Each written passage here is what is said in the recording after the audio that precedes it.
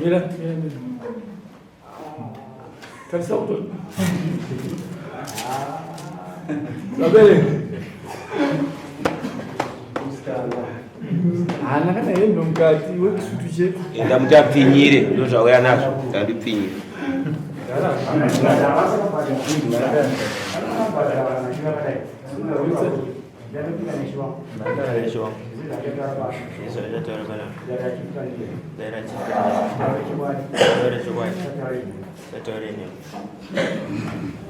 Mandara dzikuwanda mandara mudzorose mandara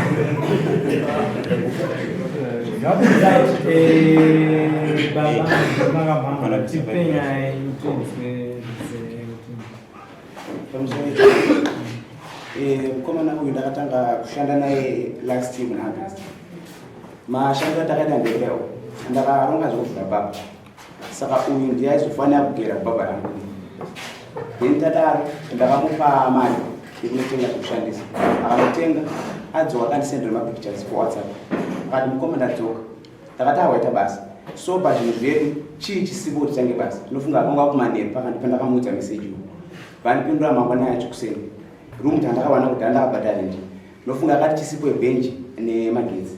Ndakamuti mabhenji tsvaga anogadzira kwamadondo ikoko, then wagadzirirwa inini magetsi ndiri kuuya na 10 ndokuda se ndokasa zvimagetsi 10 dzakakwana. Ndakaenda kwamadondo ndakanogadzisa chi zvimagetsi ndakamusiya kugera. Mangwana yacho kumasikati akandifonera, amukoma ata challenge, kati challenge iyi kati kwanganchigara ndadzingwa, so handichisina pekugara ndanzwiwe kubuditse zvinhu. Ndofunga ndakamuti iwe wechiita se tsvaga imba kudhuze koko kana waiwana ndudzi. Ndofunga mukomana akatsvaga akandawana kunonzi kwamagora, akati vati chii, akati vanditi tangu wabhadhare usati wapinda. Akati iwe pamati basa one yawe nayo, ndofunga akapinda akati endi nayo, akati bhadhare yanzi mari, akati mari yanzi $30. Ndofunga akabhadhara. Ndofunga wikiro aiti wakamusira misetobot kumateni amazopindura akanti kumanheru mukomana ndiri busy ende shuwa ndaizvinzwisisa kuti akari busy pakuti WhatsApp inotaura nguva zvapedza kunda kwako nenguva dzawapinda ipapo. So ndakabva ndangozvisiya zvakadaro. Pamwe pacho akanti mukomana ndiri busy handisi kukwanisa ndobasa kunenda cheko chekumakumba kwako ndorwadza kwazi musana kurwadza. Ndakati konei zvanzi anofuka iye kumira kwakaita kuti kubasa kati akudaita akarega kwenda. August apera tamuna September musi wa28 mari akasaga kuti ndipe ndakangonyarara because nengo zvezvinhu zvekutanga anongoona zvipi. Then September mukomana musi wa20 akandifonera, mukoma izive kubasa tichauri. Ndofunga ndakaenda pamusi wa29 ndasvika kati mukoma zvinhu zvedu zvakufara. Ndakati shuwa zvanzi azvakuita. Ndazoona kati ndipe mari pamwedzi unokwanisa kundipe bhati akataura. So iwe chindipa figa unokwanisa kundipa pamwedzi. Mukomana akabva ndita iwe mukoma taure mimi. Akati ini ndokwanisa kutaura. Asi iwe ndokushanda nezvinhu. Uri kuona mafambiro kuti vanhu maunga kuita unokwanisa kundipa figa kuti figa ndokwanisa kushanda naye kadasi. Ndofunga mukoma akati mukoma musacha. Ezino ndangovhura do takanya kuti baba tinohwina musangoti taura ifiga ngotaura. Ndakamuti 200 iri sei kutanga naye. Ndofunga mukomana akandipinda apa anokupa musacha. Tovhura gaba. Ndofunga ndakubvunza kuti watovhura gaba ukwedza kuti akati kuvhura gaba kwandikutaura ndikuti ndichaisa mari mugaba. Then every 29 mwezi wego ndokufonera kuti mukoma wekutore chi zvinhu zvenyu. Then 29 waOctober akandifonera mukoma izoweka namako basi. Ndofunga ndakaenda vandipa $75. Andipa 75 anamubvunza kuti mukomana andipa 75 saka wana 200 sei. Iye haana kundipa chikonzero pandanyarara. Then in November akandifonera futi vandipa $70. Vaita zvimwe chete zvezvino anambobvunza. December haana chakandipa. Ave January akanopera ndakamubvunza aiwe tiri kushanda tese. Ndofunga mukomana akandibvunza akanditi tiri kushanda tese. Akati zvanzi akataura ndadongoziva. Anzi ndizvo tiri kushanda tese. Ndakati alright. Vatarisira vamwe avo vari kuvhuta kubvunza izvi pandanyarara. Nofunga apera January, February haana kundipa chinhu January chona. Mari kana $1 akandipa pano. Ave January musi wa9 ndofunga ndakamuona mukomana wekumadondo ane amusora nezvakawanda iwe. Then pandazoti iwe kuti ndauya kutown pandandonitaura newe zvangandonitaura newe ndatadza kutaura newe. Asi nyaya yangu hombe pakuti tionesane pazvinhu zvatakaurana. Ndofunga chekutanga takaona kuti chatipa $200 pamwedzi. Asi pane zvinhu zvatakaurana uswete. Chekutanga mwedzi kutanga wanipa 75. Ona kuti achikonzera chawanipira $75 isitakaona 200. Then mwedzi wechi2 wakandipa 70 ona kuti achikonzera December wakati andingokupe hauna basi.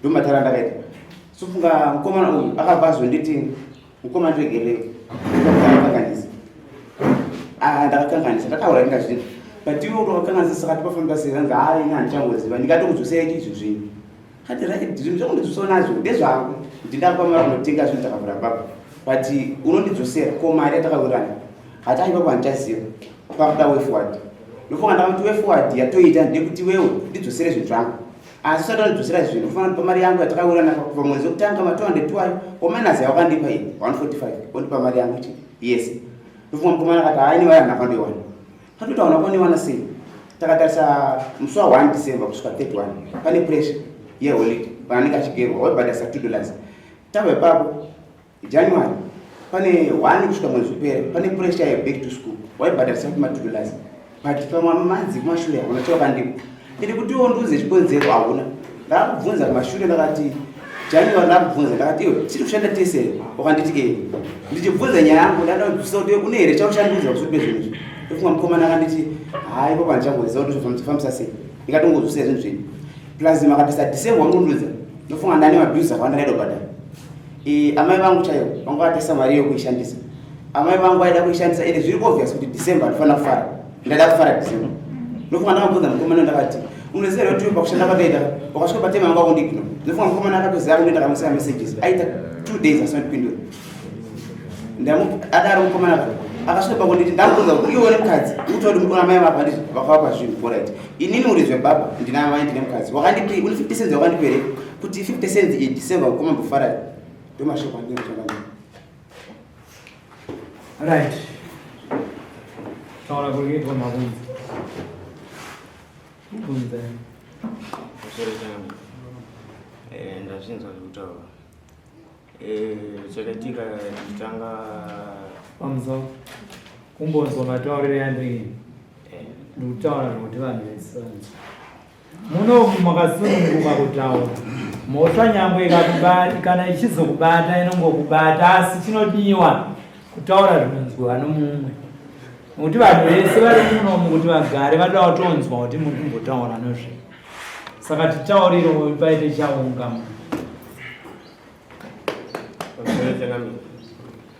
nyaya yandainzwa zvavakutaura inini chandongogokana nacho chimwe chete handina kumbobvira ndataura kuti ndichakupai $200 per-month nyaya yaitaurwa taitoestimate kuti mari inogona kuwanika asi nini hangu handapandoziva pandakataura kuti 200 per-month ndiva ndichakupaini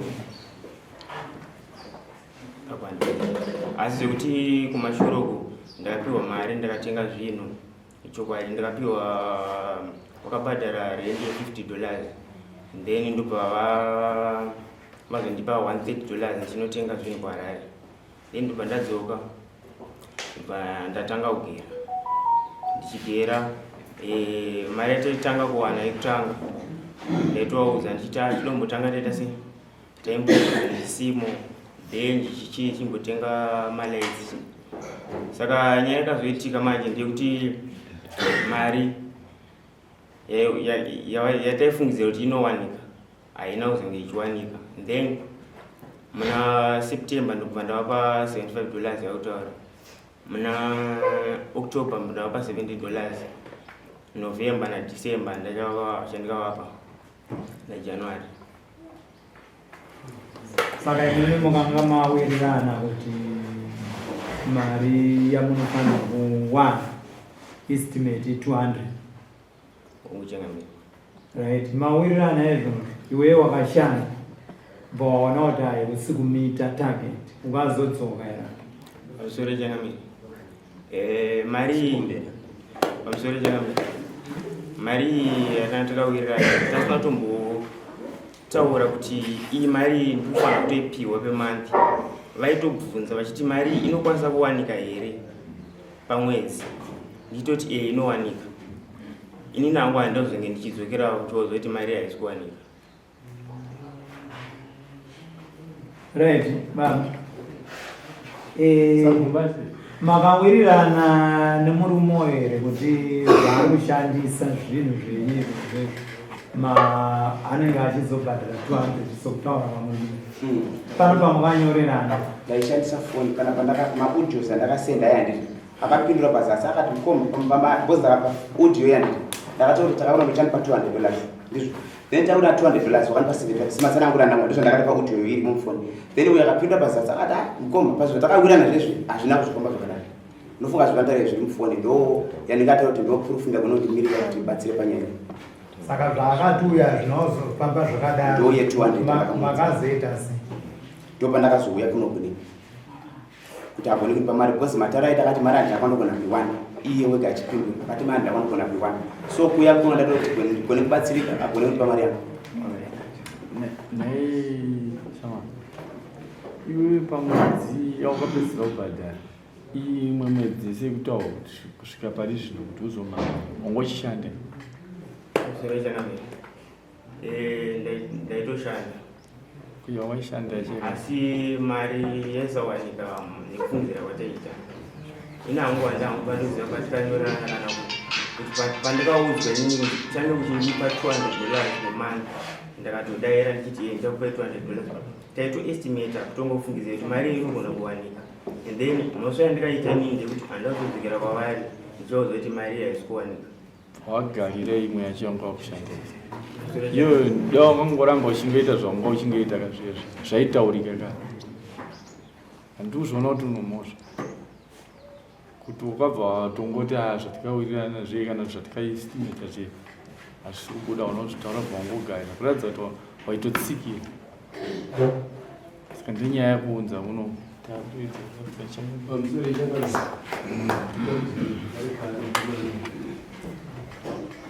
kuti pese panoitwa zvemari panenge pachitoitwa zviromo iwe pawaigira wairejista mari pazuva tichitanga chinhu ichi kachi tatowirirana zvekuti apa papasangana nidi yekuti tinyorerane kuti ndowana mari pazuva kana kuti chii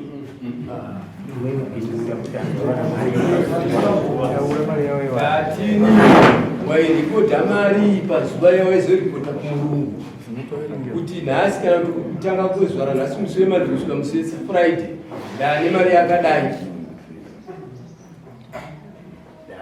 pamusoro changu hapana nafiga yemari ingati ndo mari yandawana saka uyu nhasi pari kuti ari kuda mari yake wangwaseka ikoti unoita sei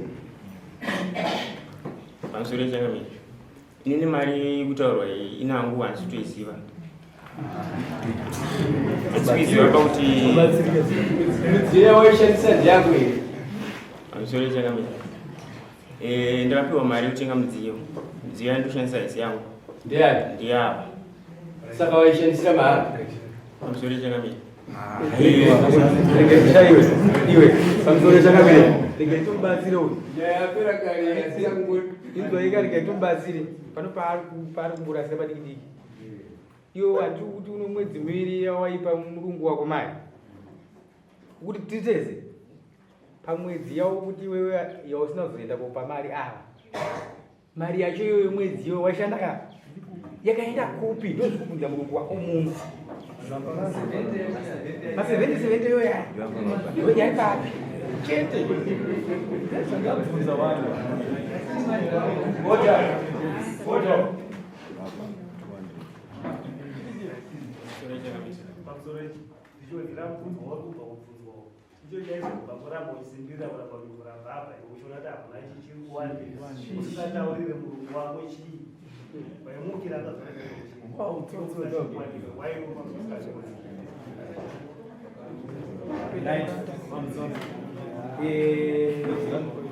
toda kunzwisisa pamwe baba mari yamuri kuda kuno mukomana imari tigone kupa bhalansi tobhadhara kanda kuna changapi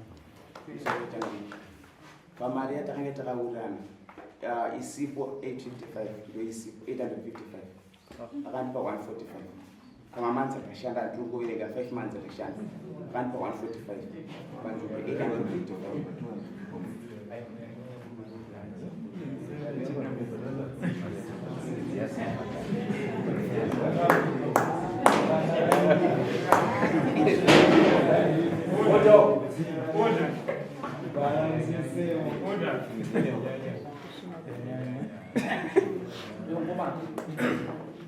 unoona zvinoitika wakapinda mushopu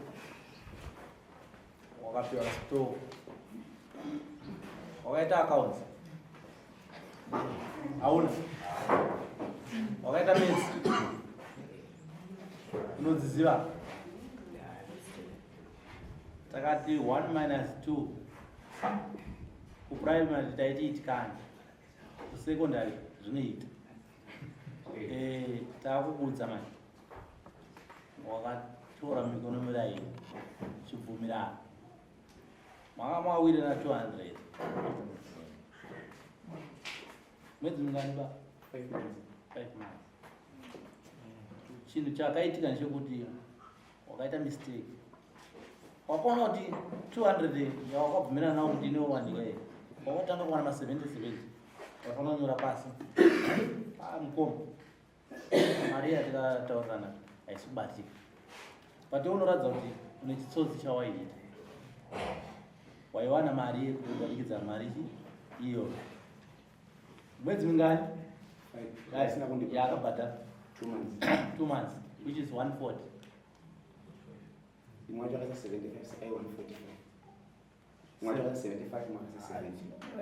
right takuwa ma 70 baba ndo mari yenyu baba 200 ndinganyipa too much apa haibudi 800 manzi chicalculatai ma 70 aya baiti tukubisa 2 months by 3 months and kubudisa mete imali mishini yenyu achiri kubasa zvamunoita mani chimubvisai kubasa nokuti akaramba ari kubasa noenda peri tuwese mukurana rose uyu ko takuda mari ye next ngotiti musi wa 8 shamwari musi wa 8 hai mari shoma aindoita target kana mari chino unoenda kana kuporopoza unoporopoza kubhadhara baba kana chibvira munoenda mega kubasa kwenyu kana kutsvaga mumwe munhu mama makatendekawo kuti mubatsirane mumwe ndii 200 baba kana unoshanda mwapapa haibatiki uyaibvumira nemo asi shoma iyo aiita se aiwana anomukadzira ndiko madondo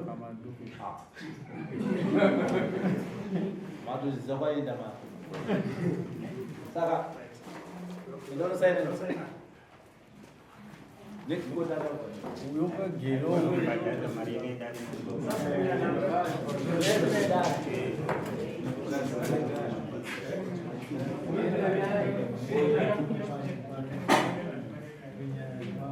anowana imba yepera umusoro